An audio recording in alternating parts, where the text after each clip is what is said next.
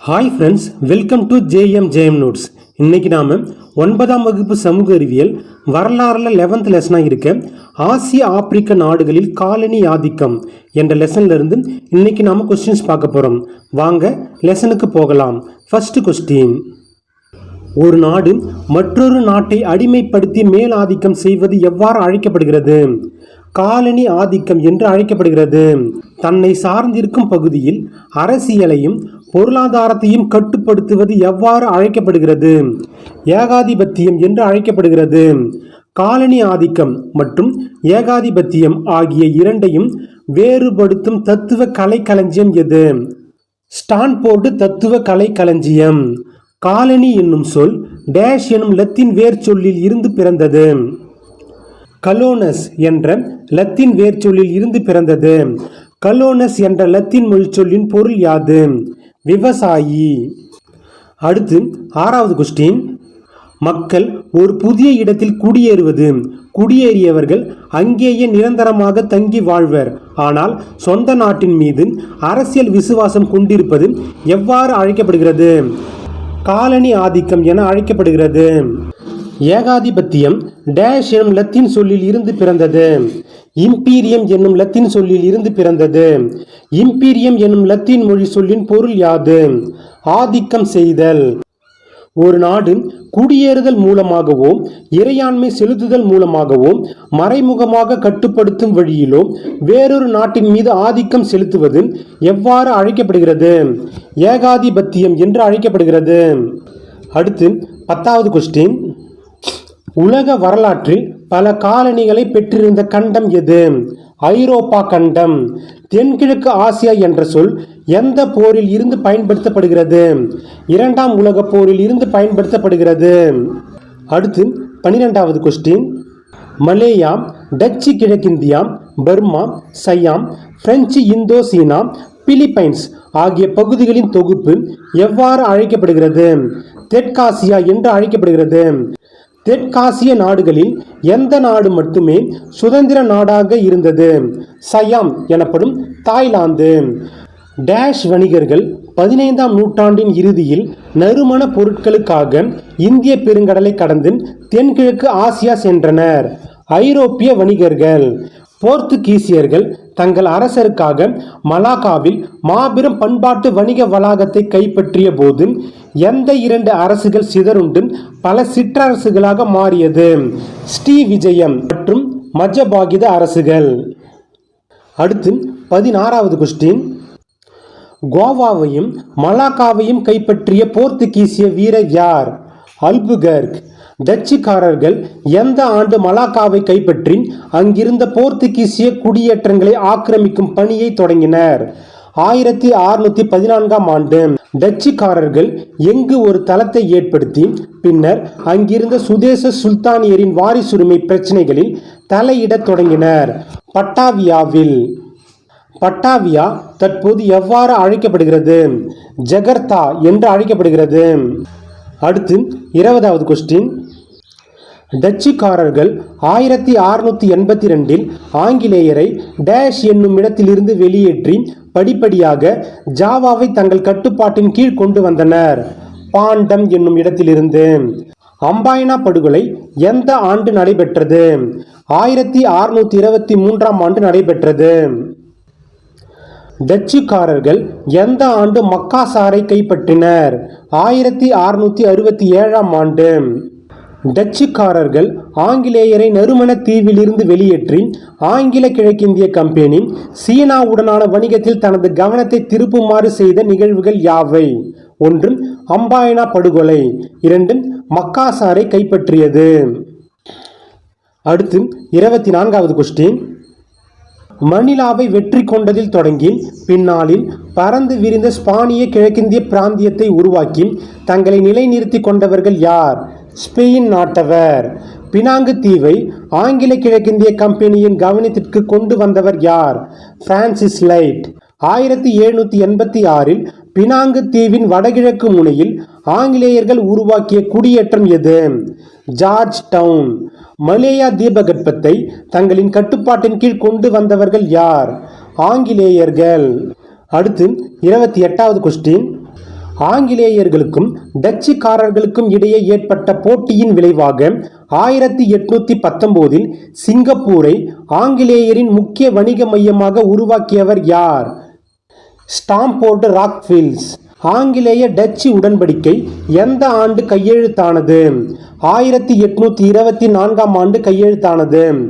1826 வாக்கில் சிங்கப்பூரும் மலாக்காவும் பினாங்கோடு இணைக்கப்பட்டு உருவாக்கப்பட்ட குடியேற்றங்கள் யாவை? நீரிணை பகுதி குடியிருப்புகள். 1896 ஆண்டு 4 சுல்தானிய அரசுகளை ஒருங்கிணைத்து ஐக்கிய மலாய் நாடுகளை உருவாக்கியவர்கள் யார்? ஆங்கிலேயர்கள். அடுத்து 32வது கொஸ்டின். 1900 கண்டுபிடிக்கப்பட்ட எந்த வளத்தால் இந்தோனேசியா டச்சுக்காரர்களுக்கு பெரும் மதிப்புடைய காலனியாக மாறியது?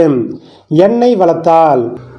ஆங்கிலேயர்கள் எத்தனை போர் தொடுத்த பின்னர் பர்மாவை கைப்பற்றினர்? 3 போர் தொடுத்த பின்னர். 1886 ஆண்டு முதல் 1937 ஆண்டு வரை பர்மா எந்த நாட்டின் ஒரு பகுதியாக இருந்தது? இந்தியாவின் ஒரு பகுதியாக இருந்தது. எந்த நாட்டில் இருந்து தேக்கு பல நாடுகளுக்கு ஏற்றுமதி செய்யப்பட்டது? பர்மாவில் இருந்து. டேஷ் தனது சிறப்பு மிக்க வளத்தால் அரிசி ஏற்றுமதி செய்யும் முக்கிய நாடாக திகழ்ந்தது? பர்மா. அடுத்து 37வது கொஸ்டின். 2ஆம் உலகப் போரின் போது பர்மா ஜப்பானின் வசமான போது இந்தியாவின் டேஷ் பகுதியில் அரிசிக்கு கடும் பற்றாக்குறை ஏற்பட்டு பஞ்சமே உருவானது? தென்னிந்தியாவில். இந்தோ சீனாவை மக்களின் வலுவான எதிர்ப்பிற்கு பின்னர் கைப்பற்றியவர்கள் யார்? பிரெஞ்சுக்காரர்கள். இந்தோ சீனா உள்ளடக்கிய பகுதிகள் யாவை? 1 ஆனம், 2 டோங்கிங், 3 கம்போடியா, 4 கொச்சின் சீனா. அடுத்து 40வது கொஸ்டின். பிரான்சின் காலனியாக நேரடி கட்டுப்பாட்டின் கீழ் இருந்த நாடு எது? கொச்சின் சீனா. பிரெஞ்சு அரசாங்கத்தின் தலைநகராக இருந்த பகுதி எது? ஹெனாய். பிலிப்பைன்ஸ் 300 ஆண்டுகளுக்கு மேலாக யாரால் ஆளப்பட்டது? ஸ்பானியரால் ஆளப்பட்டது. ஸ்பானியர் தனது மொழி, பண்பாடு, மதம் ஆகியவற்றை பிலிப்பைன்ஸ் மக்களின் மீது திணித்ததால் மக்களின் கணிசமான பகுதியினர் எந்த மதத்திற்கு மாறினர்? ரோமன் கத்தோலிக்க மதத்திற்கு மாறினர். அடுத்து 44வது கொஸ்டின். 1898 கியூபாவுக்கு எதிரான போரில் ஸ்பெயினை அமெரிக்கா தோற்கடித்ததன் விளைவாக பிலிப்பைன்ஸ் எந்த நாட்டின் காலனியானது? அமெரிக்காவின் காலனியானது. டேஷ் மேலை நாடுகளின் அதிகார அரசியலால் பெருமளவிற்கு பாதிக்கப்பட்டாலும் அந்நியர்களால் ஆளப்படவில்லை. சயாம் எனப்படும் தாய்லாந்து. தாய்லாந்தில் டேஷ் என்று அழைக்கப்பட்ட நகரங்களில் மேற்கத்திய பாணியிலான நிர்வாக முறையை ஏற்படுத்தின. மியுங் என்று அழைக்கப்பட்ட நகரங்களில். 19ஆம் நூற்றாண்டின் கடைசி கால் பகுதி வரை சகாராவிற்கு தெற்கே இருந்த டேஷ் பகுதிகள் பெரும்பாலும் வெளி உலகத்தினரால் அறியப்படாமலே இருந்தன. ஆப்பிரிக்க பகுதிகள். அடுத்து 48வது கொஸ்டின். 1884 1885 நடைபெற்ற டேஷ் மாநாட்டில் அமெரிக்காவை பல ஐரோப்பிய நாடுகளின் செல்வாக்கு மண்டலங்களாக பிரிப்பதென முடிவு மேற்கொள்ளப்பட்டது. பெர்லின் குடியேற்ற மாநாடு. 1881 1914க்கும் இடைப்பட்ட காலத்தில் ஐரோப்பிய சக்திகள் ஆப்பிரிக்காவின் மீது படையெடுத்து கைப்பற்றி காலனிகளை ஏற்படுத்திய ஏகாதிபத்திய சகாப்தம் எவ்வாறு அழைக்கப்படுகிறது? ஆப்பிரிக்காவை பங்கிடுதல் அல்லது ஆப்பிரிக்க போட்டி என்று அழைக்கப்படுகிறது. 1884 1885 நடைபெற்ற பெர்லின் மாநாடு எவ்வாறு அழைக்கப்படுகிறது? காங்கோ மாநாடு அல்லது மேற்கு ஆப்பிரிக்க மாநாடு என அழைக்கப்படுகிறது. அடுத்து 51வது கொஸ்டின். மத்திய ஆப்பிரிக்காவில் உள்ள காங்கோ நதி வடிநிலத்துடன் தொடர்புடைய அனைத்து பிரச்சனைகளையும் தீர்ப்பதற்காக நடத்தப்பட்ட மாநாடு எது? பெர்லின் மாநாடு. காங்கோ நதியின் வடிநிலத்தை கட்டுப்படுத்த தனக்குள்ள உரிமை குறித்து விவாதிப்பதற்காக எந்த நாடு பெர்லின் மாநாட்டை கூட்டியது? போர்த்துக்கல். காங்கோ நதியின் வடிநிலத்தை கோரி கூட்டப்பட்ட பெர்லின் மாநாட்டில் எந்த நாட்டின் கோரிக்கை நிராகரிக்கப்பட்டது? போர்த்துக்கல் நாட்டின் கோரிக்கை நிராகரிக்கப்பட்டது. அடுத்து 54வது கொஸ்டின்.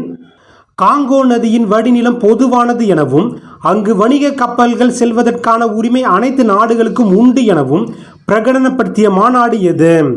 பெர்லின் மாநாடு. தென் ஆப்பிரிக்காவில் ஆங்கிலேயர்கள் பெற்றிருந்த காலனிகள் யாவை? 1 நேட்டால், 2 கேப். உள்நாட்டில் போயர் என்று அறியப்பட்டவர்கள் யார்? டச்சுக்காரர்கள். டிரான்ஸ்வாலை சேர்ந்த நாடுகளையும் சுதந்திர ஆரஞ்சு நாட்டையும் பெற்றிருந்தவர்கள் யார்? டச்சுக்காரர்கள். அடுத்து 58வது கொஸ்டின். 1886இல் டேஷில் தங்கம் இருப்பது கண்டுபிடிக்கப்பட்டவுடன் இங்கிலாந்தை சேர்ந்த சுரங்க தொழில் வல்லுநர்கள் ஜோஹானஸ்பர்க்கிலும் அதன் சுற்றுப்புறங்களிலும் பெரும் எண்ணிக்கையில் குடியேறத் தொடங்கினர். Transvaal, Africa. டிரான்ஸ்வாலில் சுரங்கம் அமைக்க வந்தவர்களை கண்டு அச்சம் கொண்டு அவர்களை வெறுத்தவர் யார்? போயர் என்று அறியப்பட்ட டச்சுக்காரர்கள்.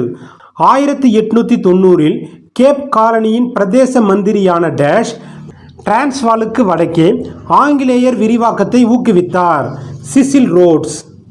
அடுத்து 61வது கொஸ்டின். எந்த போரில் பிரிட்டோரியா ஆங்கிலேயர்களால் கைப்பற்றப்பட்டது? போயர் போர். போயர் போர் எத்தனை ஆண்டுகள் நடைபெற்றது? 1899 முதல் 1902 ஆண்டு வரை 3 ஆண்டுகள் நடைபெற்றது. நேட்டால், கேப் காலனி, டிரான்ஸ்வால், சுதந்திர ஆரஞ்சு நாடு ஆகிய 4 நாடுகளும் ஒன்றாக இணைந்து உதயமான புதிய நாடு எது? தென் ஆப்பிரிக்கா. தங்களின் போர் திறனுக்காக புகழ்பெற்ற ஆப்பிரிக்க பூர்வீக குடிகள் யாவர்? ஜூலு பழங்குடிகள். ஜூலு பூர்வ குடிகளின் புகழ்பெற்ற போராளி யார்? சக்கா ஜூலு. அடுத்து 66வது கொஸ்டின். தென்கிழக்கு ஆப்பிரிக்காவில் ஜூலு மக்களுக்கென ஒரு பெரிய நாட்டை உருவாக்குவதில் முக்கிய பங்காற்றியவர் யார்? சக்கா ஜூலு. ஜூலு பகுதிகளை கைப்பற்றிய ஆங்கில படைகள் அப்பகுதிகளை எத்தனை தலையுரிமை பகுதிகளாக பிரித்தனர்? 13 தலையுரிமை பகுதிகளாக பிரித்தனர்.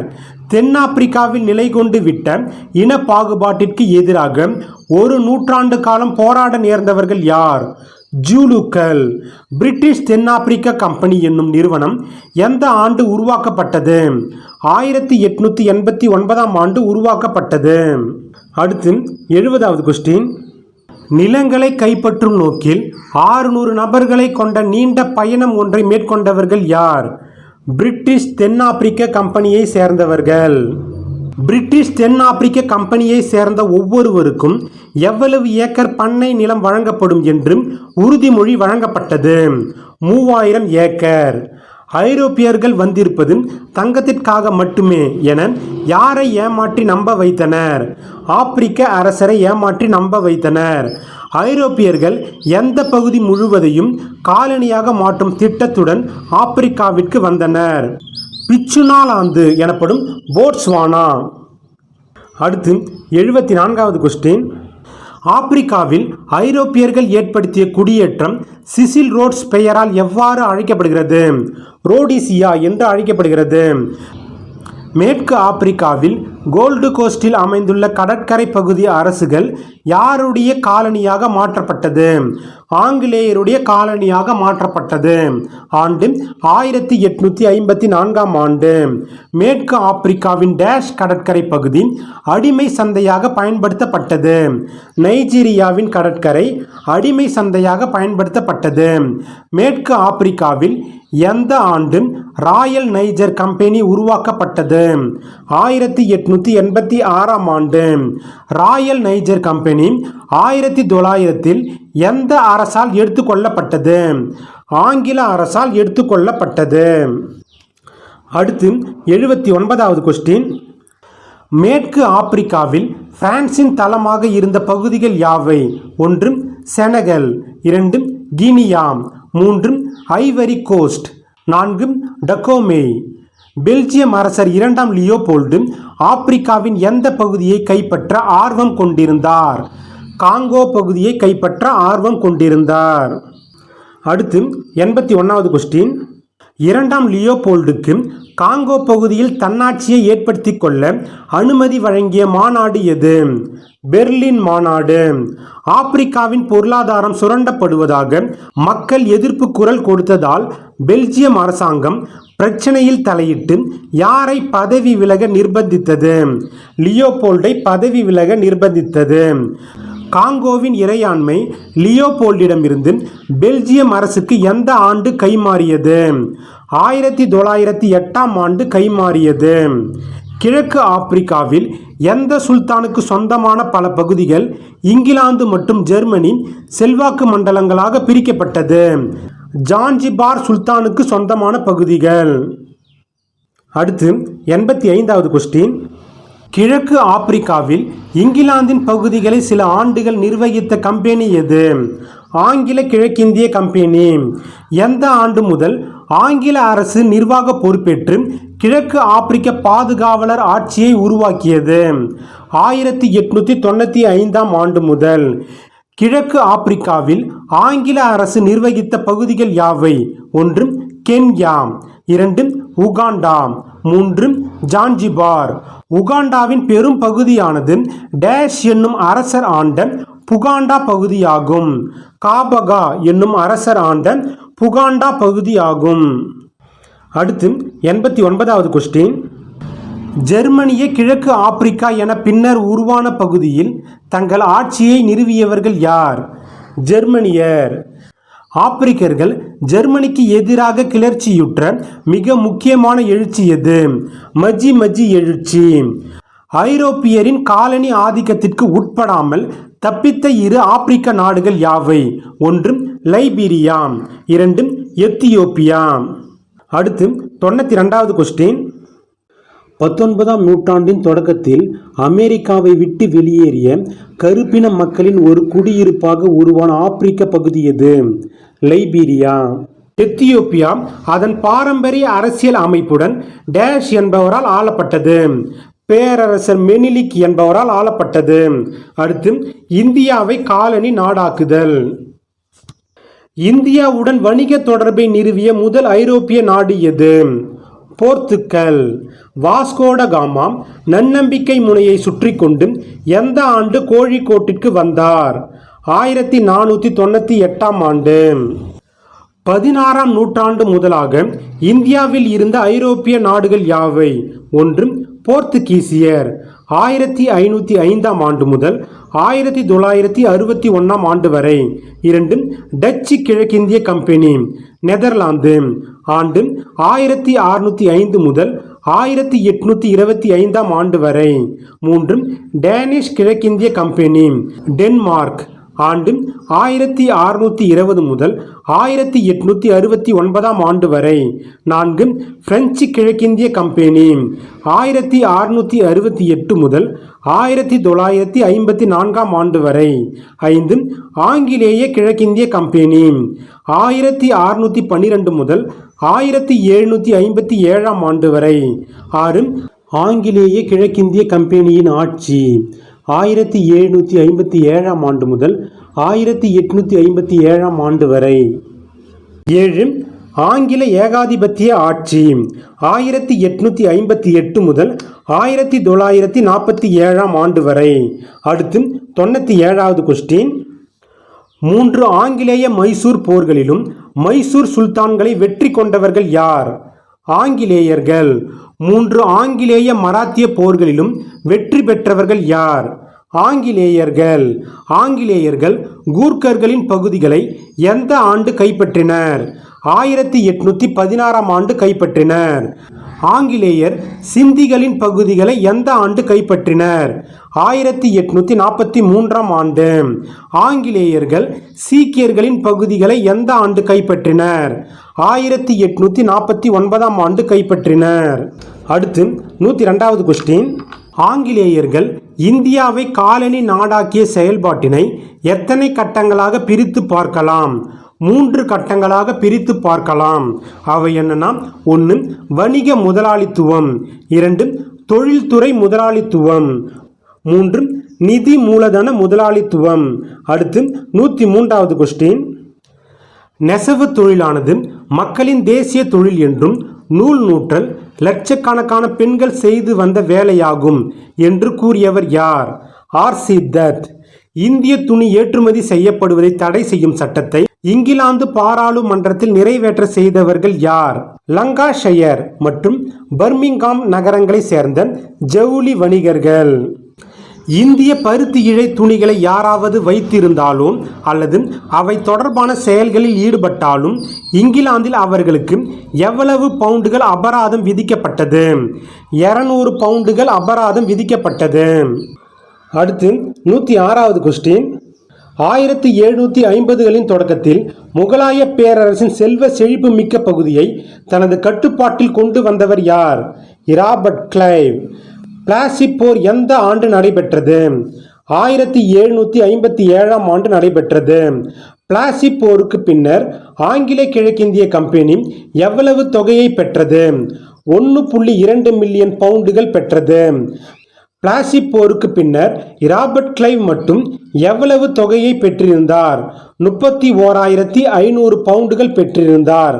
பிளாசி போருக்கு பின்னர் 27,000 பவுண்டுகள் வருமானத்தை தரும் ஜாகிரை பெற்றவர் யார்? Robert Clive.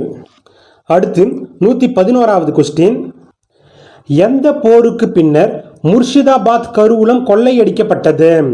பக்சார் போருக்கு பின்னர் முர்ஷிதாபாத் கருவூலம் கொள்ளையடிக்கப்பட்டது. எந்த ஆண்டு முதல் ஆங்கில கிழக்கிந்திய கம்பெனி நில வரி வசூல் செய்யும் உரிமையை பெற்று முகலாய பேரரசுக்கு இடைத்தரகரானது? 1765ஆம் ஆண்டு முதல். இங்கிலாந்தில் உபரியாக இருந்த பெரும் அளவிலான நிதியை ஆங்கில அரசு இந்தியாவில் எவற்றில் முதலீடு செய்தது? 1. இருப்பு பாதை அமைத்தல். 2. அஞ்சல் துறை. 3. நீர்ப்பாசனம். 4. நவீன வங்கித்துறை. 5. கல்வித்துறை. அடுத்து 114வது கொஸ்டின். ஆங்கில படைகள் நாட்டின் பல பகுதிகளுக்கு விரைவாக செல்வதற்கும் இந்திய சந்தையின் பெரும் பகுதியை கைப்பற்றவும் எது உதவியது? ரயில் போக்குவரத்து உதவியது. இந்தியாவில் அடிமை முறை எந்த ஆண்டு ஒழிக்கப்பட்டது? 1843ஆம் ஆண்டு ஒழிக்கப்பட்டது. இந்தியாவில் அடிமை முறை ஒழிக்கப்பட்டதால் ஆங்கில கிழக்கிந்திய கம்பெனி எதனை அறிமுகம் செய்தது? ஒப்பந்த கூலி முறையை அறிமுகம் செய்தது. இங்கிலாந்தில் ஒரு பெரிய நிலப்பிரபுவாக இருந்த கவர்னர் ஜெனரல் யார்? காரன் வாலிஸ். அடுத்து 118வது கொஸ்டின். ஆங்கில முறையை மாதிரியாக கொண்டு இந்தியாவில் நிலப்பிரபுக்களை உருவாக்க திட்டமிட்டவர் யார்? காரன் வாலிஸ். இந்தியாவில் முதன்முறையாக டேஷ் என்ற பெயரில் நிலப்பிரபுக்கள் என்னும் வர்க்கத்தார் உருவாக்கப்பட்டனர். ஜமீன்தார்கள் என்ற பெயரில். ஆங்கிலேயர் ஆட்சியின் போது நிலங்களுக்கு உரிமையாளராக மாறி தங்கள் சொத்துக்களை மற்றவர்களுக்கு விற்கவும் வாரிசாக நிலங்களை பெறவும் உரிமை பெற்றவர்கள் யார்? ஜமீன்தார்கள். ஆங்கில கிழக்கிந்திய கம்பெனியின் ஆட்சியில் வெறும் குத்தகைதாரர்களாக மாற்றப்பட்டவர்கள் யார்? விவசாயிகள். அடுத்து 122வது கொஸ்டின். கம்பெனி அரசு ஜமீன்தார்களுடன் நெருங்கிய தொடர்பு வைத்துக்கொண்டு யாரை தங்கள் விருப்பம் போல் நடத்தி கொள்ள முழு சுதந்திரம் அளித்தது? குத்தகைதாரர்களை தங்கள் விருப்பம் போல் நடத்தி கொள்ள முழு சுதந்திரம் அளித்தது. வங்காளம், பீகார், ஒடிசா ஆகிய பகுதிகளை சேர்ந்த ஜமீன்தார்களுடன் மேற்கொள்ளப்பட்ட தீர்வு எவ்வாறு அழைக்கப்பட்டது? நிலையான நிலவரி திட்டம் என்று அழைக்கப்பட்டது. நிலையான நிலவரி திட்டம் எந்த ஆண்டு கொண்டு வரப்பட்டது? 1793ஆம் ஆண்டு கொண்டு வரப்பட்டது. அடுத்து 125வது கொஸ்டின். தென்னிந்தியாவில் அறிமுகம் செய்யப்பட்ட வேறுபட்ட நில வருவாய் முறை எவ்வாறு அழைக்கப்பட்டது? இராயத்துவாரி முறை என்று அழைக்கப்பட்டது. எந்த முறையின்படி விவசாயி நிலத்தின் உரிமையாளர் ஆவார் மற்றும் அவரே வரி செலுத்துவார்? இராயத்துவாரி முறை. இடையீடு இல்லாமல் அரசே விவசாயியுடன் நேரடி தொடர்பில் இருக்கும் முறை எவ்வாறு அழைக்கப்பட்டது? இராயத்துவாரி முறை என்று அழைக்கப்பட்டது. அடுத்து 128வது கொஸ்டின். எந்த நிலவரியை ஒரு விவசாயி முறையாக செலுத்தும் வரை நிலம் அவருக்கு சொந்தமானதாக இருக்கும்? நிலவரியை செலுத்த தவறினால் அவர் நிலத்திலிருந்து வெளியேற்றப்படுவார். இராயத்துவாரி முறை. இராயத்துவாரி முறையில் நிலவரியை கட்ட தவறுபவர் நிலத்திலிருந்து வெளியேற்றப்படுவது மட்டுமல்லாமல் எவற்றை அரசு பறிமுதல் செய்து கொள்ளும்? சொந்தமான கால்நடைகளும் ஏனைய உடைமைகளும். நிலத்தில் தனி சொத்துரிமை என்னும் கோட்பாட்டை அறிமுகம் செய்த முறை எது? இராயத்துவாரி முறை. எந்த திட்டத்தின் மூலம் தனிநபருக்கு சொந்தமான நிலங்கள் முறையாக பதிவு செய்யப்பட்டன? இராயத்துவாரி முறையின் மூலம். அடுத்து 132வது கொஸ்டின். எந்த திட்டத்தின் மூலம் தனது நிலங்களை விற்கவும் அடகு வைக்கவும் குத்தகை விடவும் நிலத்தின் மீதான தனது உரிமையை வேறொருவருக்கு வழங்கவும் விவசாயி உரிமை பெற்றிருந்தார்? இராயத்துவாரி முறை திட்டத்தின் மூலம். ஆங்கிலேயரின் வருவாய்க்கு முக்கிய ஆதாரமாக திகழ்ந்த டேஷ் கட்டாயமான முறையில் வசூல் செய்யப்பட்டது. நிலவரி கட்டாயமாக வசூல் செய்யப்பட்டது. ஆங்கிலேயர்கள் டேஷ் காலங்களில் கூட நிலவரி செலுத்துவதிலிருந்து விவசாயிகளுக்கு விலக்கு அளிக்கப்படவில்லை. பஞ்ச காலங்களில் கூட.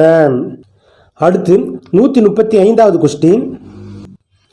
ஆங்கில அரசாங்கம் கடன் வசதிகளை செய்து தராததால் விவசாயிகள் கடன் பெற யாரை சார்ந்து இருந்தனர்?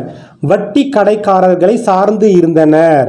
ஆங்கிலேயர்கள் ஆட்சி காலத்தில் வட்டிக்கு கடன் வழங்கும் பல்வேறு சமூகத்தினர் எவ்வாறு அழைக்கப்பட்டனர்? 1 மகஜன், 2 சவுகார், 3 போரா. ஆங்கிலேயர்கள் காலத்தில் தமிழ் மொழி பேசப்பட்ட பகுதிகளில் வட்டிக்கு கடன் வழங்குவதை தொழிலாக கொண்டிருந்தவர்கள் யார்? நாட்டுக்கோட்டை செட்டியார்கள். அடுத்து 138வது கொஸ்டின். வேளாண்மையை வணிகமயமாக்கும் கொள்கையை பின்பற்றிய அரசு எது? காலனி அரசு. ஒரு இராணுவ பொறியாளராகவும் குடிமை பணியாளராகவும் சென்னை மாகாண சட்டமன்ற மேலவை உறுப்பினராகவும் இருந்தவர் யார்? Kernel Pennycuick. மேற்கு நோக்கி ஓடும் பெரியார் ஆற்றின் நீரை ஒரு அணையை கட்டி கிழக்கு நோக்கி திருப்பினால் வைகை ஆற்றை சார்ந்து இருக்கும் லட்சக்கணக்கான புஞ்சை நிலங்கள் பாசன வசதி கொண்டவையாக மாற்ற முடியும் என முடிவு செய்தவர் யார்? Kernel Pennycuick. அடுத்து 141வது கொஸ்டின். ஆங்கில அரசிடமிருந்து போதுமான அளவுக்கு நிதியை பெற முடியாத நிலையில் இங்கிலாந்து சென்று தனது குடும்ப சொத்துக்களை விற்று அப்பணத்தை கொண்டு முல்லை பெரியார் அணையை கட்டி முடித்தவர் யார்? Kernel Pennycuick. Mullai Periyar அணை எந்த ஆண்டு கட்டி முடிக்கப்பட்டது? 1895ஆம் ஆண்டு கட்டி முடிக்கப்பட்டது. முல்லை பெரியார் அணையின் மூலம் நீர்ப்பாசன வசதி பெறும் மாவட்டங்கள் யாவை? 1 தேனி, 2 திண்டுக்கல், 3 மதுரை, 4 சிவகங்கை, 5 இராமநாதபுரம். அடுத்து 144வது கொஸ்டின். 19ஆம் நூற்றாண்டின் முதல் பகுதியில் ஆங்கிலேயர்கள் எதனை புறக்கணித்தனர்? நீர்ப்பாசனத்தை புறக்கணித்தனர். மக்களின் நலனில் அக்கறை கொண்ட டேஷ் மற்றும் டேஷ் போன்ற ஆங்கிலேய அதிகாரிகள் மேற்கொண்ட முன் முயற்சியால் நீர்ப்பாசன கால்வாய்கள் சில இடங்களில் சாத்தியமாயின. ஆர்தர் காட்டன் மற்றும் பென்னி குயிக் போன்ற ஆங்கில அதிகாரிகள். ஆங்கிலேயர் ஆட்சியின் போது பஞ்சங்கள் தோன்ற காரணங்கள் யாவை? 1 காலனி அரசின் சுதந்திர வணிக கொள்கை, 2 கடுமையான நிலவரி வசூல் முறை. ஒடிசா பஞ்சம் எந்த ஆண்டு ஏற்பட்டது? 1866, 1867ஆம் ஆண்டு ஏற்பட்டது. மிக பெரும் பஞ்சம் எந்த ஆண்டு ஏற்பட்டது? 1876 முதல் 1878ஆம் ஆண்டு வரை ஏற்பட்டது. அடுத்து 149வது கொஸ்டின். மிக பெரும் பஞ்சம் தமிழகத்தில் எவ்வாறு அழைக்கப்பட்டது? தாது வருட பஞ்சம் என்று அழைக்கப்பட்டது. தென்னிந்தியாவை சேர்ந்த விவசாய தொழிலாளர்களையும் கைவினைஞர்களையும் இங்கிலாந்தின் ஏனைய குடியேற்றங்களுக்கு குடிபெயர வைத்த பஞ்சம் எது? தாது வருட பஞ்சம். தாது வருட பஞ்சத்தில் தென்னிந்தியாவிலிருந்து குடிபெயர்ந்தவர்கள் எங்கு ஒப்பந்த கூலிகளாக வேலை செய்தனர்? பெருந்தோட்டங்களில் ஒப்பந்த கூலிகளாக வேலை செய்தனர். தாது வருட பஞ்சம் இந்தியாவில் எவ்வளவு உயிர்களை பலி கொண்டது? 1,03,00,000 உயிர்களை பலி கொண்டது. அடுத்து 153வது கொஸ்டின். 1876 முதல் 1878ஆம் ஆண்டுகளில் ஏற்பட்ட தாது வருட பஞ்சத்தின் போது உணவு தானியங்கள் ஏற்றுமதி செய்வது தொடர்ந்து நடைபெற்ற சென்னை மாகாண மாவட்டங்கள் யாவை? 1 கஞ்சம், 2 விசாகப்பட்டினம். தாது வருட பஞ்சத்தை தொடர்ந்து ஏற்பட்ட தொற்று நோய்கள் யாவை? 1 பிளேக், 2 நீர்க்கோப்புடன் கூடிய கடுமையான காய்ச்சல். அடுத்து 155வது கொஸ்டின். பெற்ற கடனுக்காக உழைப்பை நல்கும் ஒரு ஒப்பந்த முறை எவ்வாறு அழைக்கப்பட்டது? ஒப்பந்த கூலி முறை என்று அழைக்கப்பட்டது. ஆங்கிலேய குடியேற்றங்களுக்கு பெரும் பண்ணைகளில் பெரிதும் கரும்பு தோட்டங்களில் இந்தியாவில் இருந்து அனுப்பி வைக்கப்பட்ட ஒப்பந்த கூலி தொழிலாளர்களின் எண்ணிக்கை யாது? 35 லட்சம் இந்தியர்கள். ஒப்பந்த கூலி முறை 1843 இந்தியாவில் அடிமை முறை ஒழிக்கப்பட்ட போது தொடங்கப்பட்டு எந்த ஆண்டு வரை நீடித்தது? 1920ஆம் ஆண்டு வரை நீடித்தது. அடுத்து 158வது கொஸ்டின். ஒப்பந்த கூலி முறையின் மூலம் இந்தியர்கள் இந்தியாவிலிருந்து புலம்பெயர்ந்து சென்ற இடங்கள் யாவை? 1. இந்திய பெருங்கடலில் உள்ள ரீயூனியன், மொரிஷியஸ் போன்ற இடங்கள். 2. பசிபிக் பெருங்கடலில் உள்ள பிஜி தீவுகள். இந்தோ கரீபிய இந்தோ ஆப்பிரிக்க மக்கள் தொகை பெருகுவதற்கு காரணம் யாது? ஒப்பந்த கூலி முறை. டேஷ் கூலி முறை என்பது தண்டனைக்குரிய ஒப்பந்தமாகும். ஒப்பந்த கூலி முறை. அடுத்து 161வது கொஸ்டின். ஒப்பந்த கூலியான ஒருவர் வேலை செய்ய மறுத்தாலும் வேலைக்கு வராமல் போனாலும் அவருடைய முதலாளியின் ஆணைக்கு பணிய மறுத்தாலும் பணியிடத்தில் காணப்படாவிட்டாலும் அவருக்கு வழங்கப்படும் தண்டனை யாது? ஊதியம் மறுக்கப்படுதல் அல்லது சிறை தண்டனை. 1842 முதல் 1870 ஆகிய ஆண்டுகளில் எவ்வளவு இந்தியர்கள் இங்கிலாந்து, பிரான்ஸ் ஆகியவற்றிற்கு சொந்தமான காலனிகளில் குடியேறினர்? 5,25,482 பேர். எந்த ஆண்டு ஏற்பட்ட வங்காள பஞ்சத்தின் போது 1 கோடி மக்களின் அல்லது ஏறத்தாழ வங்காள மக்கள் தொகையில் 1/3 பகுதியினர் உயிரை குடித்தது? 1770ஆம் ஆண்டு ஏற்பட்ட வங்காள பஞ்சத்தின் போது. அடுத்து 164வது கொஸ்டின். எந்த ஆண்டு ஏற்பட்ட வங்காள பஞ்சத்தின் போது 30 லட்சம் மக்களை பலி கொண்டது? 1943ஆம் ஆண்டு. அமர்த்தியா சென் எந்த ஆண்டு நோபல் பரிசு பெற்றார்? 1998ஆம் ஆண்டு நோபல் பரிசு பெற்றார். அடுத்து 166வது கொஸ்டின். டேஷ் சிறுவனாக இருந்தபோது கொல்கத்தாவின் வீதிகளில் பஞ்சத்தால் மனிதர்கள் செத்து மடிவதை பார்த்தார்? அமர்த்தியா சென். அடுத்து பயிற்சிகள். Book back question. சரியான விடையை தேர்வு செய்யவும். பிரான்சிஸ் லைட் டேஷ் பற்றி ஆங்கிலேய கிழக்கிந்திய கம்பெனியின் கவனத்திற்கு கொண்டு வந்தார்? ஆன்சர் பினாங்கு தீவு. 1896 டேஷ் நாடுகள் ஒருங்கிணைக்கப்பட்டு மலாய் ஐக்கிய நாடுகள் உருவாக்கப்பட்டது? 4. அடுத்து 169வது கொஸ்டின். இந்தோ சீனாவில் டேஷ் மட்டுமே பிரான்சின் நேரடி கட்டுப்பாட்டில் இருந்த பகுதி ஆகும்? ஆன்சர் கொச்சின் சீனா. டேஷ் பகுதியில் தங்கம் கண்டுபிடிக்கப்பட்ட போது பெருமளவிலான ஆங்கிலேய சுரங்க தொழில் செய்வோர் ஜோஹானஸ்பர்க்கிலும் அதன் சுற்றுப்புறங்களிலும் குடியேற வழிவகுத்தது? Answer Transvaal. அடுத்து 171வது கொஸ்டின். இந்தியாவுடன் வணிக உறவை நிறுவிக்கொண்ட முதல் ஐரோப்பிய நாட்டினர் டேஷ்? ஆன்சர் போர்த்துகீசியர். அடுத்து 172வது கொஸ்டின். ஒப்பந்த கூலி முறையானது ஒரு வகை டேஷ்? ஆன்சர் கடனுக்கான அடிமை ஒப்பந்தம். அடுத்து கோடிட்ட இடங்களை நிரப்பவும். டேஷ் மாநாடு ஆப்பிரிக்காவை ஐரோப்பிய நாடுகளின் செல்வாக்கு மண்டலங்களாக பிரித்து கொள்வது என தீர்மானித்தது? ஆன்சர் பெர்லின் குடியேற்ற மாநாடு. வங்காளம், பீகார், ஒடிசா ஆகிய பகுதிகளில் ஜமீன்தார்களோடு மேற்கொள்ளப்பட்ட தீர்வு டேஷ் என்று அழைக்கப்படுகிறது? நிரந்தர நிலவரி திட்டம் என்று அழைக்கப்படுகிறது. ஆங்கிலேயரின் முக்கிய வருவாயாக திகழ்ந்தது டேஷ் ஆகும்? ஆன்சர் நிலவரி. தமிழ் மொழி பேசப்பட்ட பகுதிகளில் டேஷ் வட்டிக்கு கடன் கொடுக்கும் தொழிலில் இருந்தனர்? ஆன்சர் நாட்டுக்கோட்டை செட்டியார். அடுத்து சரியான கூற்றை கண்டுபிடிக்கவும்.